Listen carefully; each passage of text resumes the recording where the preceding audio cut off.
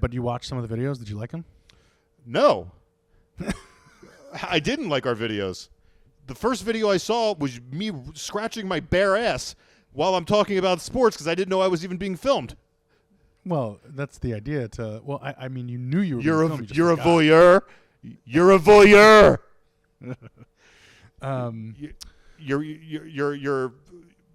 You're posting basic looking 40-year-old male porn.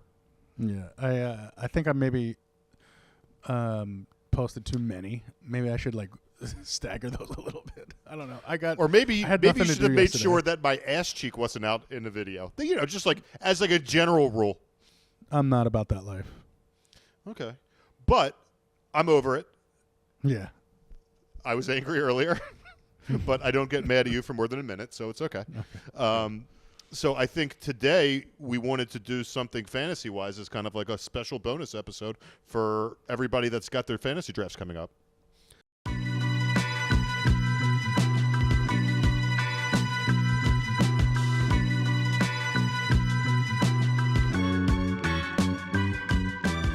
welcome back to Monday Night Conversations.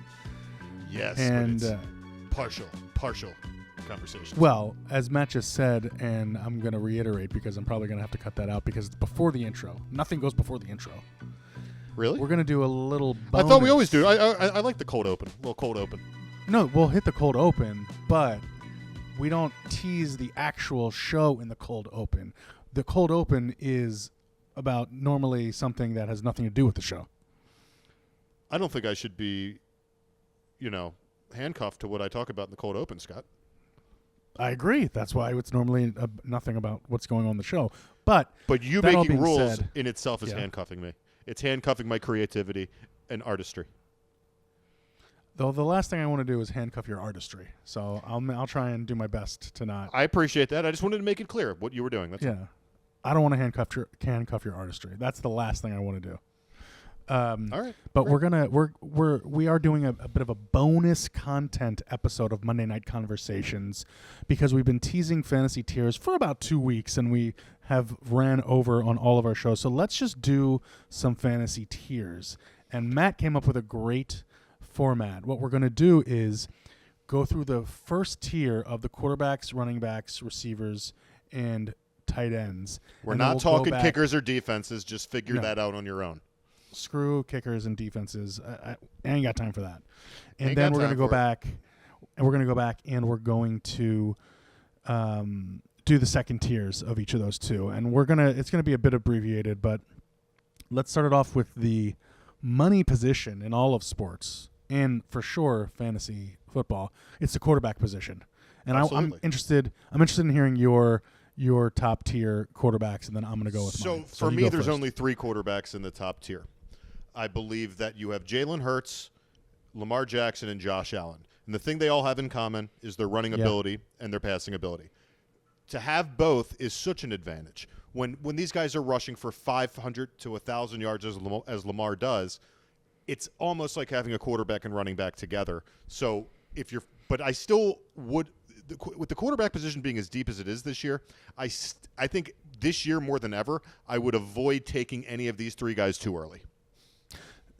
You surprised me, Matt, because when we were doing a little of the pre-pod, you said there were 4 quarterbacks in your top tier, and I was waiting to pounce. I was waiting to pounce on you because I don't have Patrick Mahomes in the top tier of fantasy quarterbacks. Nor do I.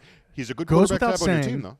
Goes without saying he's the best quarterback in the league, likely the best quarterback ever, but not for fantasy. I mean, if you look at what he did last year, and I had him on my team last year, so he was the ninth ranked quarterback, which doesn't put him in elite company. And the Chiefs are at a point right now where they're kind of on cruise control in the regular season, and I don't expect them to really try to go that extra mile like they have in the past. And of course, I could be surprised. They just need to get of course, but they just it's not like we're putting them down the list. Well, they also have one of the weaker divisions in football. True. I mean, they're the best team in the division by far, and then they have 3 teams that are likely not going to make the playoffs.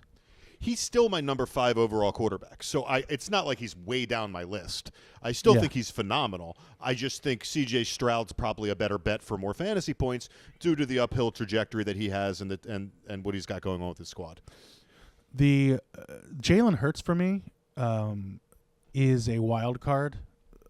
I have him on my team this year. I've talked about it a lot, but are they going to relent on the the QB sneak because Jason Kelsey's not there anymore? They also brought in Saquon Barkley. So, while he could have 8 to 10 rushing touchdowns in a given year, is that going to be cut back this year because of Saquon and, the new offensive line? I hope not. But it could. It's a question. It could, but I still think the rushing yards will be there. Maybe a few less touchdowns, but also think about what Saquon's going to do in the passing game. That's right. Extra. That's extra ability and extra yardage and extra touchdowns that he wouldn't have had before either. So, still really a high quality quarterback. I mean, if you took him as the first quarterback overall, I wouldn't fault you. If you took him as the third, I wouldn't fault you. Those guys to me are a little bit interchangeable, but which is why I since there's no clear cut one and there's no dominant one like there has been in years past, I think that this is kind of the year to wait a little bit. I do think Josh Allen is the clear-cut number one. And I will, because I think he's going to get those rushing touchdowns and the additional rushing yards because of what we talked about last episode, is that the reduction in weapons that Buffalo made in the offseason, they are going to rely more on him with his legs, and he's just going to have to make stuff happen. It's a fair point, and yes, he is going to have to do more than he's ever done before because the talent's simply not there. Yeah. It does work. The talent level does worry me enough that I would I would be a little concerned. But if I had the opportunity and he was the quarterback that was staring me in the eye, he's so fun to watch, and I wouldn't fault anybody for taking him as the number 1 QB. I agree, and I think Lamar is a clear-cut third there. He just doesn't get rushing touchdowns in the red zone. No matter how many rushing yards this year. No matter how many rushing yards he has, he doesn't have that touchdown upside that you really want with Allen. You have with Allen and with Jalen Hurts.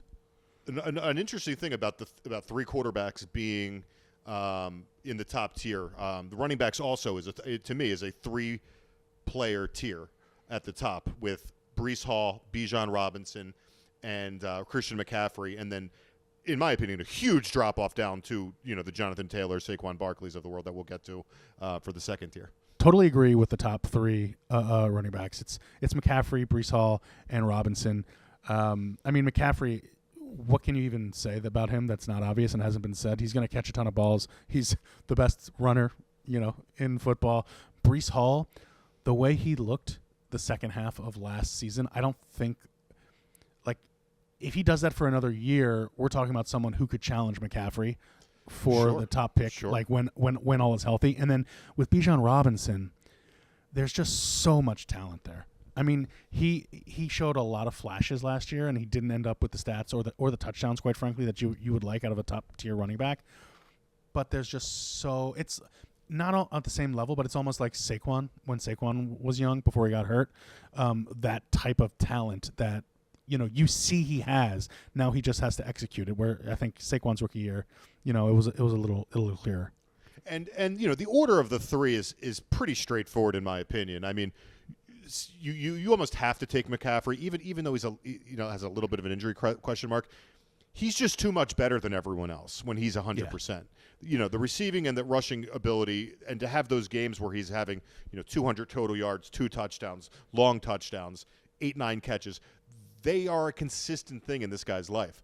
And Breece Hall and Bijan just really haven't done it to that level yet. So I think kind of, in a sense, it's McCaffrey in a tier of its own. And then really you can go with whoever, you like more between Bijan and Breece Hall because both have tremendous upside and tremendous ability and are both in really good situations football-wise too right now. Couldn't agree with you more. The only thing with McCaffrey, and I know we touched on the injury stuff, calf injuries, soft tissue injuries tend to linger. So even if he's ready for week 1, he may not be at 100%. Now, McCaffrey at 85% is probably still in this top tier. I think that's likely. Oh, I think so too. So he's a good bet to take number 1 overall, the first running back off the board regardless. And he's still in his prime, and he's proven. I mean, he's certainly, all things being equal, is the number one running back. I completely agree, and I don't think there's any doubt. And honestly, the top three running backs have been spoken about all over the country for the last 6 months, really. So there's not a lot more that we can say about them that you don't already know. Now the next position with wide receivers, I actually think it's only a 2-man first tier. See, this is I was thinking about this. Go ahead, you tell your 2-man, and I'll jump I on. think it's pretty clear that Tyreek Hill and CeeDee Lamb. I mean, just based on what they did last year, what Tyreek was doing up until his injury, which was record-setting pace, and CeeDee Lamb with 130 catches, I just think they're a little step above every other receiver. And to put any other receiver in their tier is diminishing how good those two guys are. Tyreek was on pace for 2,100 yards. I mean, it was just crazy. It was just crazy. Exactly. I'm going to put Amon-Ra St. Brown in this title, in this tier, and I'll tell you why. First of all, he had an amazing season last year. I think he was 3rd overall, regardless, in fantasy wide receivers. But secondly, they lost their second receiver, Josh Reynolds. Now, there's a lot of talk about Jameson Williams, but he's not a true receiver's receiver. He's a deep threat. He's a speed guy, but he has not proven to be a guy who's going to go over the middle, catch balls, going to run real routes and catch balls. I think Amon-Ra is going to be relied on more to catch more balls. I think he's going to be targeted more. I think he's going to catch more balls. I don't know if he can possibly be targeted more than last year. I mean, I think he's going to. But I think that him and Goff have something special, and I think it's what Goff started developing with Kupp and the slot receiver position that he carried over to Detroit, and him and Amon-Ra just know where each other are, and they know how to move the chains together. Similar types of receivers, Cooper Kupp and Amon-Ra, actually. Absolutely. And Cooper Kupp's a little bit bigger, but Amon-Ra's route running is literally world class. And for him to be a 4th-round pick when, again, and I keep bringing this up as of in the moment things, I was watching that draft saying, that guy is too good at football not to be drafted. And 4th round, and here we are all these years later. But I do agree with you. If I was going to put one guy in that tier, it would be Amon-Ra. But I still don't have him to that level. But right below it, I agree with you. He's the next best thing. Understood. And I think there is a clear pecking order there. For me, it's CD, Tyreek, and Amon-Ra.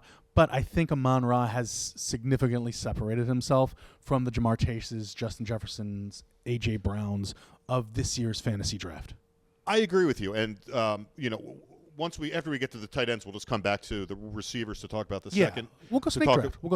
Yeah, we'll go snake draft. And, we'll talk about, how that second tier shapes up because it is kind of interesting right now. As far as tight ends go, you take this away because I have some differing thoughts on tight ends this season. Yeah, so I think it's a two pronged top tier, and you might disagree with me. I think it's Laporta and Mark Andrews. I think that's who is it. That's it. I mean, you cannot count on Kelsey to revert back to his 2022 levels of stats when he had a whole season last year where he just didn't produce like a number one fantasy tight end. But there still has to be a point in drafts where you take Kelsey just because it could happen. Yeah. So I wouldn't put him too far down the pecking order, but I'm not taking a tight end in the first 5 rounds this year. I'm just not. There's too many guys I like. It's too deep, and there's too many potentially top 5 tight ends that can make a real impact. I mean, let's just talk about it. Let's stay here and talk about it. First, do you agree that it's Laporta and Andrews in the top tier of tight ends? I agree that they're probably a little bit better than the other guys, and and Kittle, if healthy, could be there too. But again, you're talking about a guy in Andrews who was hurt last year and was just in a serious car accident too. So I like them. I just don't know how early I take them, considering if you're going to have Andrews as tight end 2, tight end 14 or 15s are guys like Dalton Schultz and Dallas Goedert, who I'm okay with too. I'm not going to. I would rather take my number 2 receiver, my number 2 running back, than one of these tight ends. That's kind of my point. Evan Ingram caught a ton of balls last year. Trey McBride looked very incredible. Good. Njoku was a top 5 tight end last year. I have Brock Bowers everywhere because Brock Bowers, exactly. Yeah. Brock Bowers, if no one really understands what's going on in Oakland, they drafted Michael Mayer out of Notre Dame last year in the second round.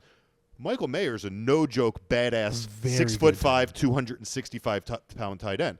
So essentially the offense this year that the Raiders are using is a 2 tight end set, 12 personnel at all time. But Brock Bowers is so athletic, he's essentially their slot receiver now. So there's a really good chance you're going to get slot receiver production out of him. Do not be surprised if he's tight end 1 this year. I will say that right now. The guy is that talented, he could be tight end 1. I heard an interview with Daniel Jeremiah, who is like a very, very well-respected NFL talent evaluator, and he said that if you line up Bowers in the one-on-one drills as a running back, he'd fit right in. If you line him up as a receiver, he'd fit right in. The guy is so athletic, he can play at any skill position on the offense. He's an absolute freak. So, but again, when you have guys like that, just let it roll with tight ends, and don't overdraft these guys. If you like Mark Andrews and you want him in the 5th round, cool. I get it. Go for it. If you don't love who else is on the board, but other than that, Jake Ferguson, you could get laid. Schultz, like you said, Cole Kmet. I mean, there are a ton of really talented tight ends that could sneak up there and end up being top 5, 7 tight ends by the end of the year. But you can also wait till rounds 7, 8, 9 and get 2 of these guys. Right. That's another thing to remember. Throw 2 darts at the board. Let's go back to receivers and talk about the second tier. I'm interested. I intimated who I thought was there, but go ahead and I'll play off you. So to me, the second tier's got 5 guys. It's a 5-guy tier. It's Jamar Chase, Justin Jefferson, Amon-Ra St. Brown, A.J. Brown, and Garrett Wilson. Yep. Now, 2 of the guys don't belong there, Justin Jefferson and Jamar Chase. They should be the tier 1 with the other guys, but the red flags are there. Jamar Chase has a major contract situation. Joe Burrow's wrist is quite limp these days. He's he's barely throwing. He's not thrown 3 days in a row. He's thrown 3 days in a row once since the start of training camp, which is very scary. Justin Jefferson, obviously, his starting quarterback is Sam Darnold. I think we would both agree he's the most talented receiver in the NFL, just all things being equal. Yeah, he would normally be in the top tier. I agree with that, except I put Amon-Ra in the first tier, so I'd have 4. I'd have so we don't have Chase, to talk Jefferson, about Amon-Ra Brown, right now. and Garrett Wilson. Yeah, we already talked about him. We cleared up that. But with Jefferson and Chase having red flags and where they're going in drafts, I don't support it. I believe that A.J. Brown and Garrett Wilson are better picks than Justin Jefferson and Jamar Chase, just based on situation. You got to remember, Garrett Wilson's quarterback is Aaron Rodgers. And what does Aaron Rodgers do? He has a number 1 receiver, and he throws to him over and over and over again. And Garrett Wilson has shown that he is an absolute monster on the field. And the other guy is – who are we talking about? We're talking about A.J. Brown. A.J. Brown. A.J. Brown's a freak. So, I mean, A.J. Brown's going to put up numbers in his sleep. And there's no injury concerns with him. Jalen Hurts is good. He's just a very safe pick. And with a first-round pick, you don't need to hit a home run. You just can't strike out. That's a great way to put it, even though baseball's dying. I mean, we have the same first 2 tiers in terms of players. Again, I have Amon-Ra in the first tier. Yeah. Even the third tier of receiver, if that ends up being your number 1 receiver, you can still be in a good place. If you have like a Puka Nacua or a Michael Pittman or a Mike Evans as your number 1 receiver, I don't think that's a lost. I'm not a big lost Pittman team. Evans guys, but I will say if you're looking for high-end talent after that, you've got Marvin Harrison Jr., who I adore. Puka, I agree with you. Fantastic. Nico Collins to me is going to be a top 10 receiver this year without a doubt in that with CJ Stroud at quarterback. So receivers pretty deep this year. So if you have my big advice is considering those top 3 running backs that we talked about and considering the drop off after them, the receivers that you will get in the late second round almost force you to draft one of those running backs in a standard draft. Because the running backs because if you draft a receiver, you're not going to be happy with James Cook as your RB1. You're just not. But guess what? You are going to be okay if it's Puka Nacua or Nico Collins or somebody who's got a ton of upside and is fun. As your wide receiver 1. 100% agree with you. Moving on to running backs, the second tier, I have 4 running backs. Sorry. It's Jonathan Taylor, Saquon Barkley, I have Jahmyr Gibbs, and I have Derrick Henry in that second tier of running back. I agree. May be controversial because Derrick Henry's not going to catch any balls. I mentioned this a couple of weeks ago on the pod. I think he's going to have 15 touchdowns. I mean, I don't see a world in where he does not get at least 12 touchdowns. Gibbs is too talented to leave out. Saquon Barkley is in the perfect offense. His touchdowns are a question mark for me. We talked about it with Jalen Hurts. Is he going to get those touchdowns from the 1 or 2 yard line, or is Jalen Hurts gonna vulture those up? And then Jonathan Taylor, he was the best running back in the league 2 years ago, and he's coming off an injury. He's got, if the Colts can stay healthy, if Richardson can be there the entire season, they're going to – it's a similar thing to Lamar where at the mesh point, the defenders aren't going to know whether to go for the running back or the quarterback. Someone's going to get wide open lanes and have a lot of yards. And he's also one of the fastest running backs in the NFL too. So I'm a big Jonathan Taylor guy. I will say this is probably his last chance with me personally. If he struggles again, he's probably undraftable to me forever. But I do put him ahead at the top. I do put him at the top of this tier. Derrick Henry, I think the whole world's underestimating.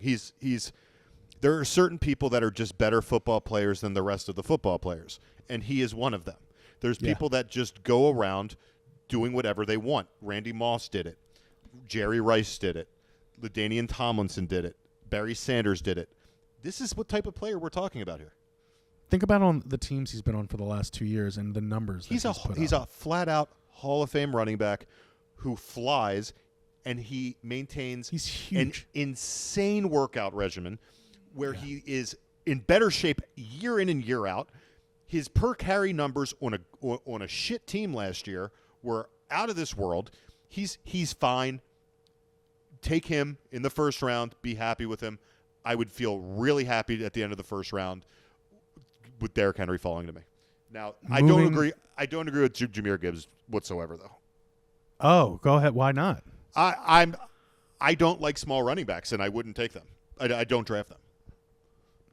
I think the talent. Now I will draft them in a right situation, but my first or second round pick is not going to be a guy that weighs 190 pounds. Can't do it. I think Jahmyr Gibbs is going to have it's the best. It's going to be the best offense in the league. He's going to be their joystick, their trick play. He's going to be their secret weapon. He is the one who they're. But he's not even their starting running back. He is the one who's going to get all these he's going to be design plays, game in and game out for the home run plays. It's going to be him. Sure. He will have home run plays, and he will look great at times, but he's going to be wildly inconsistent because he's not the starting running back. There's going to be games where he's game planned out based on situation, and to draft somebody that is capable of being game planned out worries me. That's all. He's also going to catch 75 balls this year. I mean, for PPR leagues, he is huge. He's an awesome player. He's talented as hell.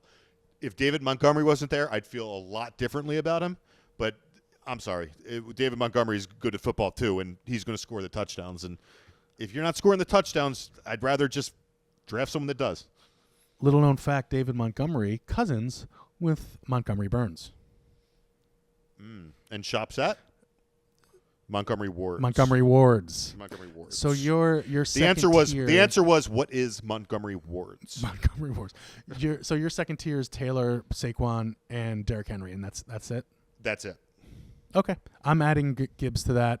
And that's fair. Agree to disagree. Let's move to the second tier of quarterbacks, which I think starts with. We're going to disagree heavily on this. I feel. Well, I have 3. So, I have 5. Okay, I have 4. I just lied. I have 4. I have Mahomes, Anthony Richardson, C.J. Stroud, and Jordan Love. That's my second tier. Okay, so what I have is I have Mahomes. Mm-hmm. Well, actually, I should start with Stroud. I have Stroud ahead of Mahomes. So I have Stroud, Mahomes, Prescott, Love, and Tua. So you have Anthony Richardson. You have Anthony Richardson as your 10th quarterback, 9th. You couldn't pay me enough money to draft Anthony Richardson. I think his potential is so Oh, sure. strong. Yeah. You know what makes me so happy? When you have all that potential, you're so excited, and the guy actually doesn't know how to play the position and actually just runs around wildly and gets hurt and takes open shots all day long because he has literally no experience and no track record of ever being a good passer. He threw for 49% passing completion percentage his last year in college. The guy can't throw a football properly. He will have fine fantasy games. There is just way too much risk for him. He is not a starting. You should not draft Anthony Richardson as a starting quarterback. You will regret it. I assure you. Record this shit. It's being recorded. Record that Anthony shit. Richardson. It's being recorded. It's being recorded. I saw Anthony Richardson first game his last year at Florida against Utah, and it was like one of the 3 college football games I watched that year. I said, that's the best player I've ever seen in my life. I don't know if you remember that game, but he was everything, everywhere on that field all at once. And I'm going to tell you this right now. There is a health risk. Yes, he only played 4 games. In those 4 games last year, he was a monster. If he can stay healthy, we're talking potential Josh Allen-esque type numbers. No. He's not the player of Josh Allen. That's not true. He's not the player. You cannot tell our audience that it's Josh Allen type numbers. He cannot throw the football accurately. He is unable to do that. And he has no receiving core. Matt. What are we talking about here? What was Josh Allen's biggest criticism his first 2.5 years in the NFL? He couldn't throw the ball accurately, and he showed smoothness and accuracy, and he threw a beautiful deep ball. He showed the accuracy on his deep ball. Richardson has just as good of an arm. He has a great deep ball. I think his accuracy will come. Not only that. All right, let's talk about Richardson's game log last year. In Josh Allen's first 2 years, I was almost out. He looked bad. He did not look good. I never doubted Josh Allen for a second. We're talking about fantasy. We're not talking about as a real life quarterback. I get it. Fantasy. He's not going to put up enough passing numbers to matter, and he's at risk of getting injured every time he leaves the pocket because he does not protect himself. He didn't protect himself in college and got lit up, and he got lit up last year and missed the entire season, and I don't think that he's the type of runner because of his size and stature that is going to start sliding anytime soon. Yeah, but you know what I've heard out of camp? I heard that he is avoiding contact. He has learned how to avoid contact. Well, and if you don't, that, my friend, is you can take that to the motherfucking bank. If you don't learn to avoid contact in practice, you're just a mental case. Like what quarterback's looking for contact in practice? They're working with him on it. That's just nuts. But his second to last game last year, he was 11 for 26 passing. I mean, I'm just genuinely not understanding what people are thinking, drafting him and relying on him where he's going. When you can get Jordan Love and you can get Tua, who led the league in passing last year, or you can get C.J. Stroud or Patrick Mahomes, he's going around their territory, and I just don't think he belongs. That's all. Right. His ADP is like 14th. So, I mean, he's going in the top 2 rounds. So more people agree with me than agree with you. That's fine. That's why I win the big bucks. Just a blanket. That's why I win the big bucks. Love it. Well, Okay, if everyone's stupid, that's great. Good for me. What? You know what? What's good for you is good for me. So everyone is stupid. And what's good for me makes me happy, and if I'm happy, it's good for you. Well, because whenever you're happy, it's good for me, and when you're happy, makes me happy, and me being happy is good for you. There's a lot of good there, yeah. What an intense quickie! I mean, it's over half hour, so I don't know how quick it was. We did a solid tier run, and I think we agreed somewhat, and we had some differences, which was. I'm glad we did because otherwise it just would have been a list. So that's good. Right. It's healthy to have differences because we're not the same person. Yes. No, but it was really fun talking that through, and I cannot wait for my. With fantasy though, people need to have takes. You got to look if you feel a certain way about somebody, don't draft them. Like right, and if just because someone's telling you like someone, just take the person who you want at the time. If it's a reach of like 3 or 4 picks, who cares? If you want that person and you're not going to be able to get them, take them. Yeah, but also make sure. Final thoughts on fantasy, and then we can kind of move on. Draft based on their team situation first. If a player's on a good team and you like the player, draft the player. If all things are being equal and one player's got a good quarterback and one player's got a bad quarterback, go with the player that's got the good quarterback, because that team's going to have a much more fun season. And just just don't draft old people. Well, that goes against your Derrick Henry rule. I've seen Derrick Henry. He doesn't look old. If that's old, then I don't know what it is then. That I mean, listen, I love Derrick Henry just as much as you this year. That all being said, we're going to wrap this up. That was lively, I think, and it was respectful, and I think we both had a good time. I didn't call you an asshole. I didn't call you a sumbitch. I didn't do any of that. I thought it. No. I didn't say it. And I didn't hear that and then retreat inward because I was so upset. So those are all really good things. I know your emotional scars, and I'm more of a healer than a ripper of the scar. You're a shaman. Technically you're a shaman. A modern day shaman, yeah. You're a fantasy football shaman. You know what? That'd be a pretty good. Like if I really took that, I could probably make that something. Maybe we'll do a spin-off podcast. We'll do a spin-off podcast, the Fantasy Football Shaman. But is that very different? Is that very different though than Chris Berman's Swami character? Oh yeah, because he didn't even understand what fantasy football was. He was out to lunch. Right. Great episode. Thank you guys for listening. We have a YouTube channel up. We have social media up. Actually, just Instagram, but we're going to get more stuff, more social medias. Watch our videos on YouTube, Monday Night Conversations Pod. Watch our stuff on Instagram, Monday Night Conversations Pod. Like and subscribe. What am I forgetting? Anything else? Anything else I have to like shamelessly promote right now? Yeah, real quick. For the last minute or so, I have been scratching my ass. So keep that in your mind when you're posting videos. This is the good thing is I can't see it on this camera angle, so we can post whatever we want. Okay, as long as my ass cheek's not out, moving forward, you have my permission to post. Terrific. Thank you everyone again for listening, and take care of yourself and each other. God bless. Goodbye.